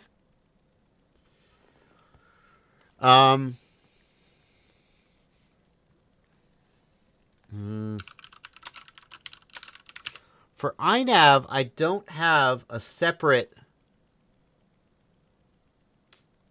like a separate setup video just for iNav GPS, but I do have a complete iNav setup video, and it shows you how to set up the GPS, among other things, and also set up the compass, set up GPS-based flight modes, and so that may be helpful to you. The video is setting up iNav for the first time. That's the direction I would send you. And if it's RGPilot, I don't have any content for you about that.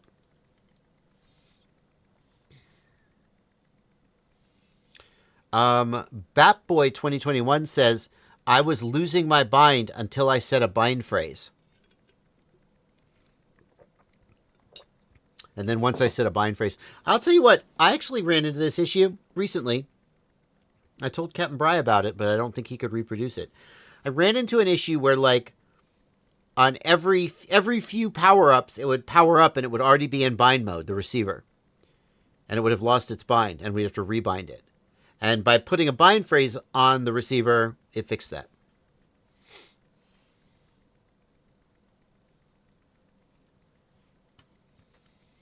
Dima Sidayak asks, I watched the video on how to switch VTX channels with one button, but how to have my goggles mirror the command instead of manually switching the channel.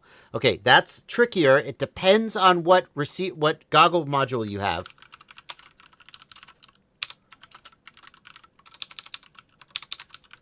What you want is this video. Change VTX channels with your FPV goggles, ELRS backpack, and TBS Fusion. So the ELRS backpack function will let you have your video transmitter and your goggles follow each other automatically. But you need to have a receiver module that supports ELRS backpack. And I did mine with TBS Fusion because it comes with ELRS backpack built in. If you don't have TBS Fusion, you will need to jump through some steps to get this working that are not in this video. But maybe this video can get you moving in the right direction. This is the video you want, though.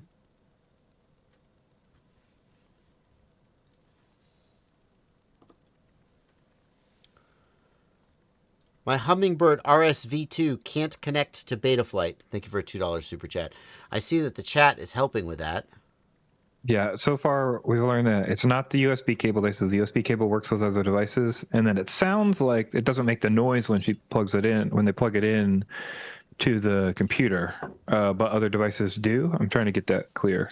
Every other quad works, connects all over USB and make the noise. And the Hummingbird RS doesn't require any weird drivers, does it? I hope not, but it's standard. You know, it's no drone, so sometimes they do weird things.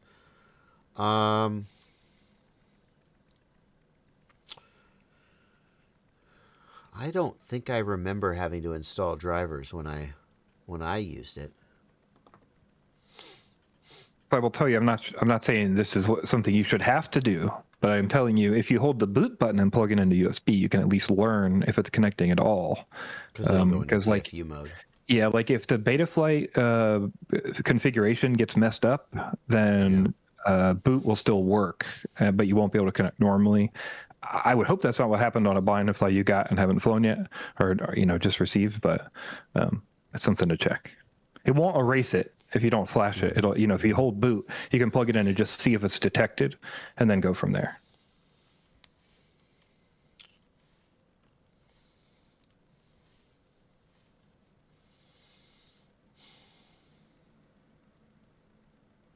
AT32. That's the issue. It has an AT32 MCU. Oh. They need different drivers. You need to download different drivers.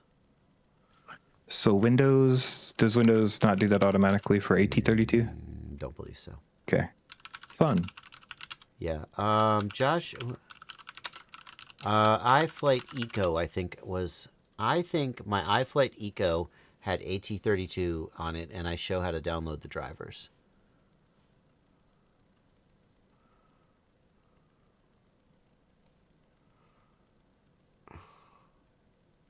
Maybe not. What drone was it?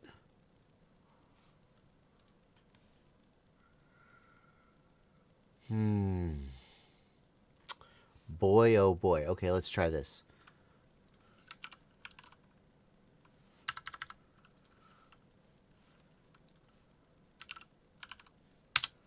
Come on, buddy. It is the Eco. Yeah.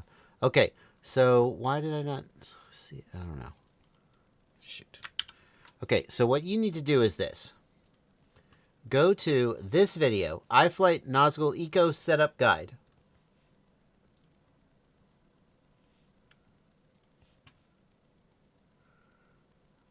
And then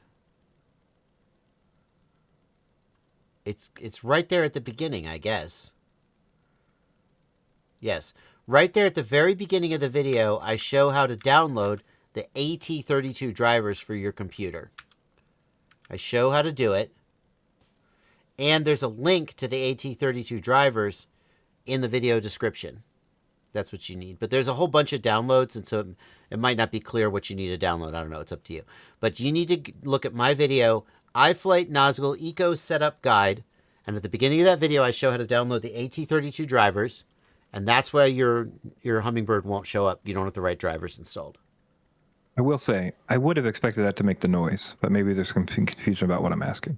Because Windows should still see it with the ding. But yeah. I don't know, man. But that's got to be it, right? Yeah, that sounds like the issue for sure. Yeah. Alex FPV asks, I have some older batteries. Should I use voltage sag compensation? No, I don't like use voltage sag compensation. Voltage sag compensation will just make your quad weak all the time, but equally weak, right? You can't make the quad more powerful when the voltage sags. So what it does is it just, at the beginning of the battery, it makes it weaker, and then it makes it less weaker as the battery discharges. So no, I don't think you should use voltage sag compensation. Just you compensate for the voltage sag with your fingers, or don't use those batteries anymore. How do I record on the 04 Lite using my pocket? You cannot start and stop recording on the 04 Lite with your hand controller, unless you're using the DJI hand controller. You have to reach up and do it in the goggles. Do you think the DJI US stock thing will be permanent going forward? No one knows. No one can say. It's hard to imagine a world where DJI is never sold in the US market again, but who effing knows? It's a crazy world. Many things have happened in recent times that I would have thought were inconceivable and would never have happened, and so I am out of the prognostication business. So, as Guy Actual points out, don't forget that by December of this year, an agency needs to review DJI and create a finding that DJI doesn't represent a threat to blah, blah, blah, blah, blah. Basically, a year ago, they created basically a time bomb where they said, okay, hey, DOD, NSA, FBI, I don't know what agencies, some law enforcement or intelligence agency needs to go over DJI and be like, nope, they're good to go. Obviously, no one's going to do that. No one's going to be like, yep, I'm basing all my reputation on the fact that DJI is good to go. They're not a threat. They're not a security risk. So no one's going to do that. And come December, I believe it's just like a blanket ban. So that's going to happen. Who knows, man? Maybe they're gone. That's the FCC. I think the trigger at the end of that is the FCC pull, or if that's not correct, then the FCC can no longer approve any new devices. I think that's how it's going to work. Right. Yeah. I mean, but so that's essentially a permanent ban. Sure. Anything moving forward. Yeah.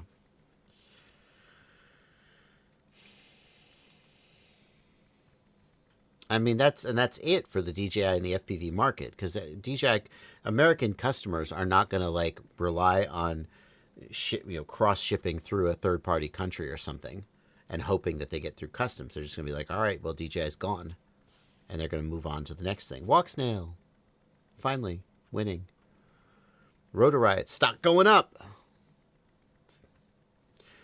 All right, Blunty, super chats are done.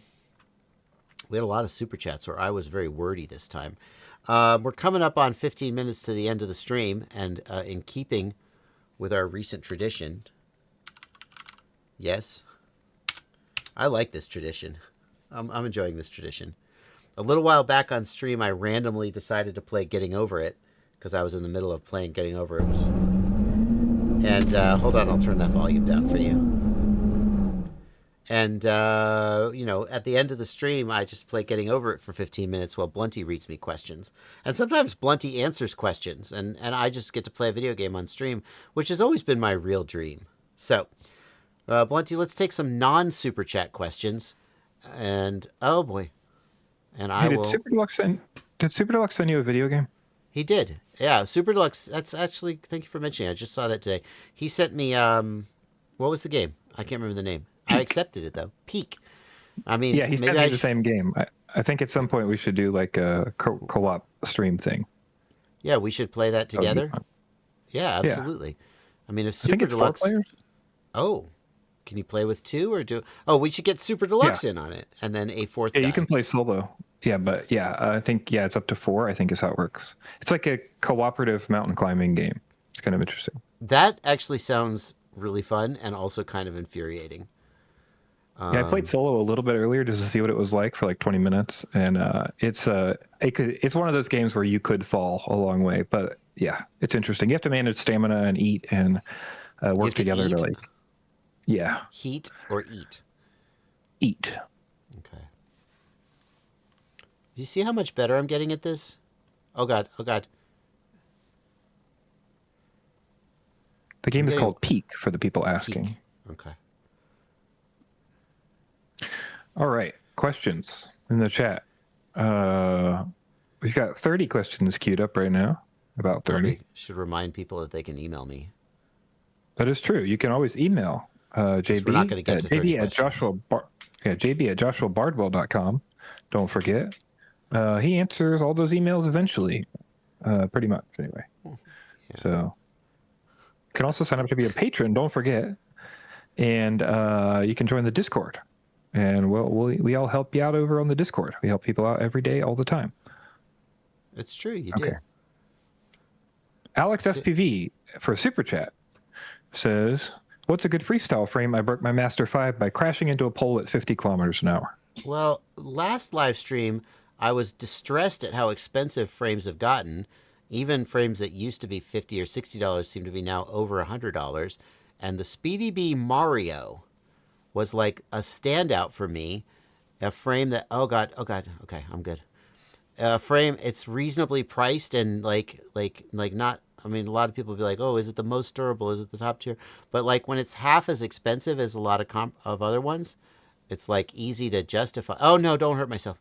Okay, and got it. Oh no. So I think a lot of people, like, especially if you're on a budget these days, would be looking at the Speedy Bee Mario. If you are also PBS Source 1 for sure. If you have $100, $125 to spend on a frame, then more power to you, but a lot of people don't. Source 1, of course. Can't forget that. You know what I see a trend of? Maybe it's just a local trend to your Discord, but I see a lot of Apex clones. A lot of people buying AliExpress Apex clones of varying qualities. Like back in the day. Very common thing to purchase. Yeah. In the chat, let us know if you have an Apex clone from AliExpress. I'm interested. And is it good? They're all probably the same thing. All right, time for the hat jump. Now I think that you can do the hat jump without like an extra pogo. I think you could just do a regular straight pogo and get the hat jump. Let's see. Come on, set it up. All right. Can I fly 3-inch with the 1303.5 HDLRC Spectre motors? What's the size of the motor? 1303.5. That seems small for a 3-inch to me. That's like a 1S 3-inch motor, right? Yeah, no, that's about right. Isn't 1303 correct for like a TP3 sort of build? Hold on, let me look. Maybe for a toothpick. Yeah, 13 millimeter is about right for a toothpick. If it's a 1S toothpick build, maybe.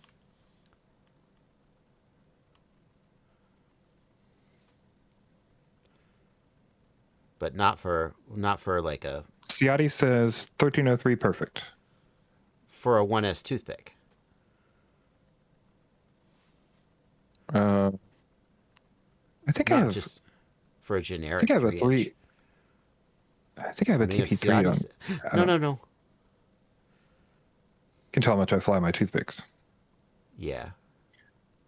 Yeah, 1202.5 for 1S is what people are saying. Scotty says 1204, even better. That was close. Okay. So yeah, I would say generally speaking, yes. Make sure you match the KV with your battery choice. Don't forget about that. Got the meatballs first time, boys. First time through the meatballs. Oh, almost got the bucket first time. I'm pretty proud of that. A few people in chat have said they enjoy their Apex clones. AliExpress, man. I've been buying Blue Sky watches says off I have AliExpress. Blue Sky says I have 3 different 3-inch clone Apexes, all different, nothing matched between frames. If you know what to look for, you can get good stuff off AliExpress. You can get shit too, but... Raccoon FPV says, just a follow-up from my last question, the Whoop is also overheating while in flight. Could it be because it's an all-in-one board? I mean, yes, but no. Yes, the VTX is what overheats. And then...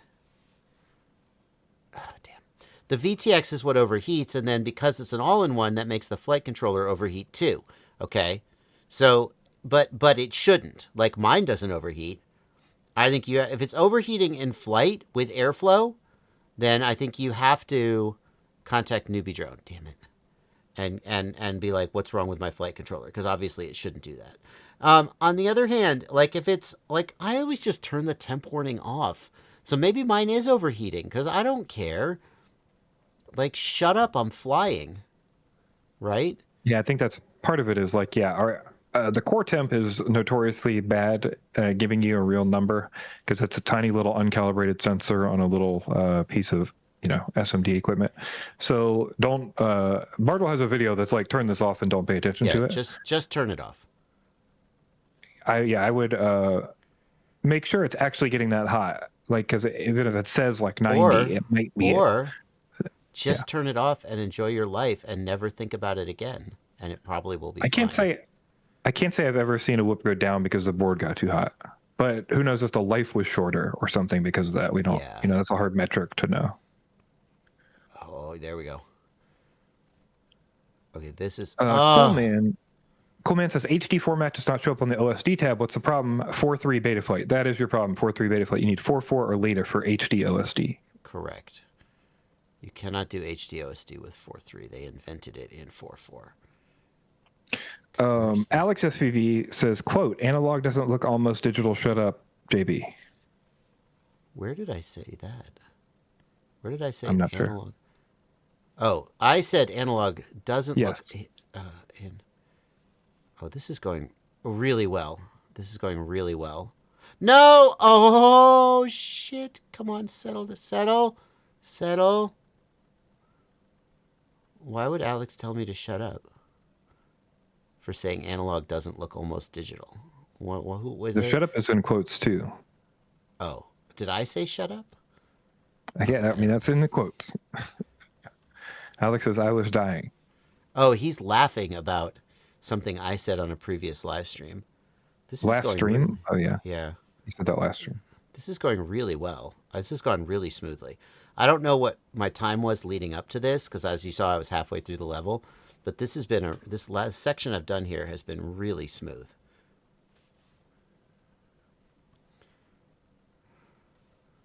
Nope. Okay, quite a few people asked about, just in general, HD0 Goggles 2 questions. I guess you're going to wait till you get them to really feel yeah, it. I mean, I have them. They're coming tomorrow. What questions are people asking? What do people want to know? Damn it. Just, should I buy them? What about them? What do you think of them over DJI? I fly analog. I'm in the U.S. debating switching to DJI or getting HD0. I don't know why anyone would debate that the comparison. Clearly, I need to do like a full review of the goggles, because there are people who like, if you're like thinking, should I get HD0 or DJI? I feel like that's like saying, should I get a Miata or should I get a Ford F-150? It's like they're both good, but like the use case for them is so radically different that if feel like if you're like on the fence between them, then you haven't defined you don't understand what they're good at. Oh, dang it. This is still hard for me. HD0 is exceptional for racing. Oh, that was a good one. It's exceptional for racing. It is less good for, it has lower resolution. It has much better latency. It has less range and penetration under many real-world circumstances than DJI.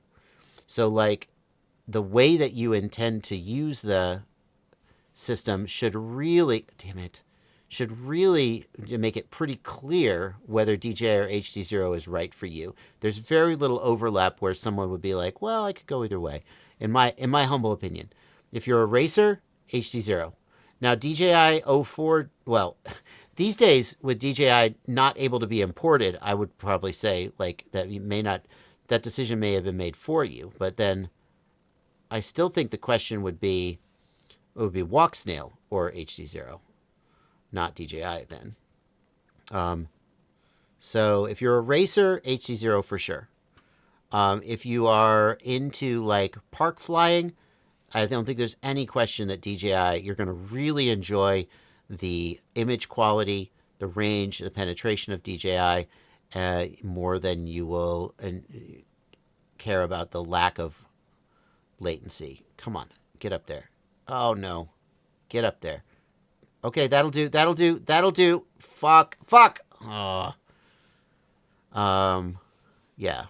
So, should you buy the HD0 goggles? If you are an analog pilot who also flies HD0, sure. If you're an analog pilot who doesn't fly HD0, maybe if you have a lot of money and you want, like, it's still a pretty good analog goggle. But you could save a lot of money by getting something else. And if you are none of the above, then I would say that probably HD0 is not the one for you. And that's my opinion. Okay, this is basically the last one. Yes. Oh, no. If I get that one, I go straight on to win. All right. Horizon Tail says, my Flylens 85 shakes when I apply a bunch of throttle when near the ground, dropping too fast. Is it flying or is an adjustment needed? The Flylens is a little micro. When I apply too much, sounds like he's describing prop wash oscillation. Do you agree? Yeah, like basically, but it's that thing that happens. I don't know. You're going through dirty air is essentially the what you need to hear. So basically, if you're in a drone, especially a Cineboop style drone with prop guards or something like that, it's very, very, very common that when you're dropping and you apply throttle directly down, you're going to basically eat dirty air. And what that means is the air has been disturbed that you're falling into. So that means the props can't grip the air at the same rate as it should be. So you're getting a shake essentially because it can't grab the air because the air is dirty. I really thought I was about to win. I usually don't mess that up. Thanks, Plenty. What happened to my... Oh, wow, that was a big jump. So should he, like, I don't think you're gonna, like, fix the PID tune, though. Like, if you're getting prop wash oscillation, then arguably you can fix it with PID tuning, but the problem is that Flylens is probably tuned about as good as it could be from Flywoo. I guess we can't necessarily assume that, but like, if you start jacking with the PID tune, are you going to make it better or worse? My rule would be you need to find out if the prop wash is an issue otherwise. Like if you're doing a hard turn, are you getting a hard shake? If you're doing other moves, are you getting hard shakes? Or is it just when you're dropping into dirty air, right? Because like those are two different situations. The dirty air is going to happen.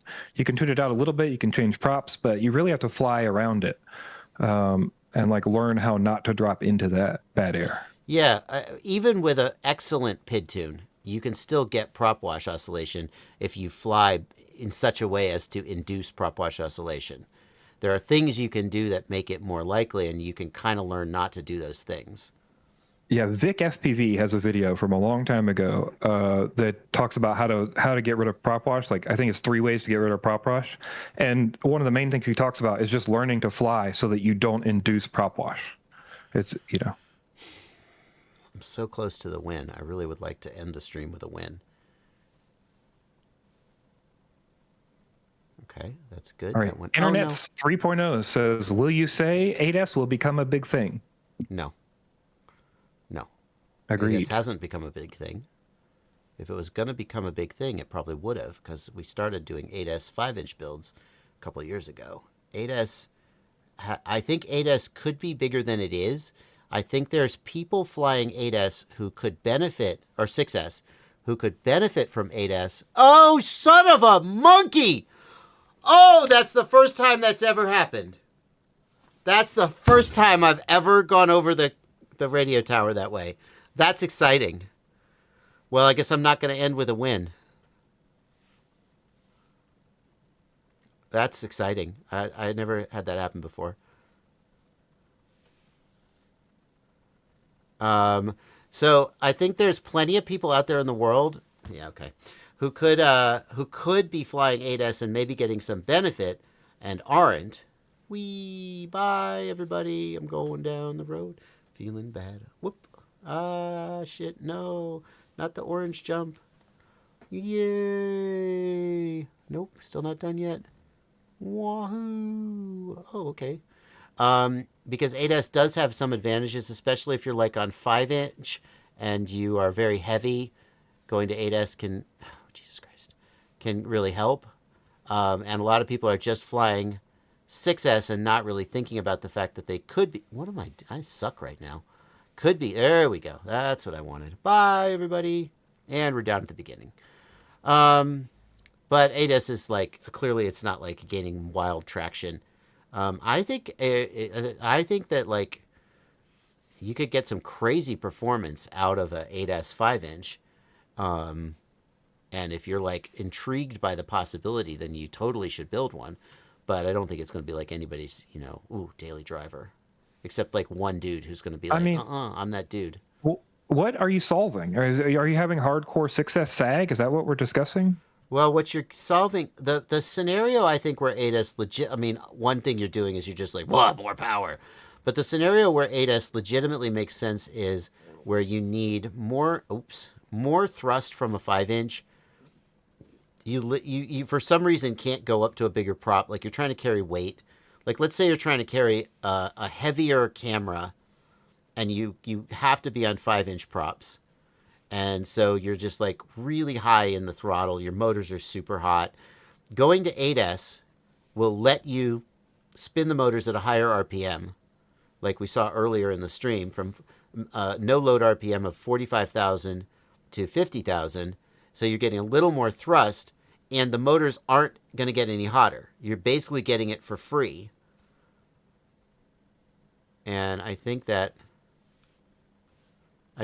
that's a limited use case, but it does exist.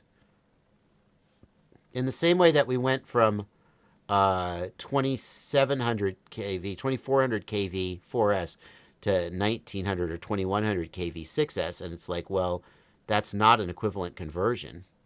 That's like you're significantly increasing your RPM, and somehow you're getting away with it. And the same thing happens when you go to 8S from 6S. Okay, we got 2 super chats, and then it's probably the end of the stream. Yeah, well, yeah, clearly I'm not going to win this today. Robert Meibner says, what extras are you going to put on your HD0 V2? What extras? Like what antennas and stuff? Certainly the TrueRC X era, whichever antennas, the TrueRC antennas that are made for it. I'm hoping that the analog module is good enough that I don't feel motivated to use the TBS Fusion. I'm hoping I don't need an analog module, because that's really been kind of a pain in the ass the whole time I've had those goggles. But that remains to be seen. Oh no, come here. Yeah, SOB. So what extras other than antennas might we talk about? Yeah, just the True RC antennas that are made for the HD0, which I already own. The True RC stubby and the True RC patch antennas. I assume that it uses the internal antennas. That's like, if you have the internal analog module, I assume that it uses the same antennas that the HD0 system uses, right? No. I guess I don't know that. I should watch somebody else's review. Or just, explore it. Yeah, I think it uses one internal patch, I think is what I heard. I'm sorry. It doesn't use the external antennas? Right? Is it? Somebody can tell me in chat. I mean, it would seem to me like it would use the same antennas that the HD0 system uses. It would just feed the signal to the analog receiver, and that way you can use those same external antennas because it's still 5.8 gigahertz. So that seems like that would be the smart way to do it. If it doesn't do it that way, then I think it has the potential to really hamper the performance. That says it's top left external antenna. Oh, thank God. Just one, though. Oh, because it's not even a diversity system? Yes, correct. It's one antenna. Oh, and it's the top left, so it's not even a patch, is it? It's an Omni. Matt says top right. I don't know. Yeah, but yeah, well, if it's a top antenna, though, that's going to be an Omni, probably. Which is, I would think you'd want it to be a patch. I guess you could make an argument either way, but this is where we started earlier. You really know you've sort of internalized the zen of this game when you have no problem just knocking yourself all the way back down to the beginning and just starting over again. In fact, Bennett Foddy, the creator of the game, so there around the bucket there's a sign that says "Do not ride the snake," and if you hook your hammer on the snake, it takes you ride the snake all the way back to the beginning of the game. And Bennett Foddy, the creator of the game, once said that he thinks that, arguably the snake is the true ending of the game, which means that fundamentally there is no ending to the game. You just keep playing it, which is true because even if you get to the ending of the game, what do? You just go back and you play it again. So what's the difference if you start over or not? So I feel like there's some real... All right, so we got one more super chat. Alex FPV says, can you say hi to Caleb? Also come to South Africa. Hi, Caleb. And I wouldn't hold my breath on me doing international travel, but thank you for the invitation. And thank you for the super chat. How is he holding right there? That's impossible. Is Ciati streaming today? Yeah, we're probably stomping on him, aren't we? I didn't see a link, but I might have missed. Oh, there it is. Yeah, Ciati's got a link in chat. Oh, yeah. Go watch All Ciati. right, well, that's going to do it for our stream. Thank you, Plenty, and thank you, everyone, for coming, and we'll see you tomorrow at 8 p.m. We will be here tomorrow. See, I'm almost about to get... Oh, there's the hat. See, I knocked the hat down. Whee! Bye-bye, hat. Oh! That's funny as shit. I used the hat to help me up. All right. We're going to end the stream. Bye, everybody.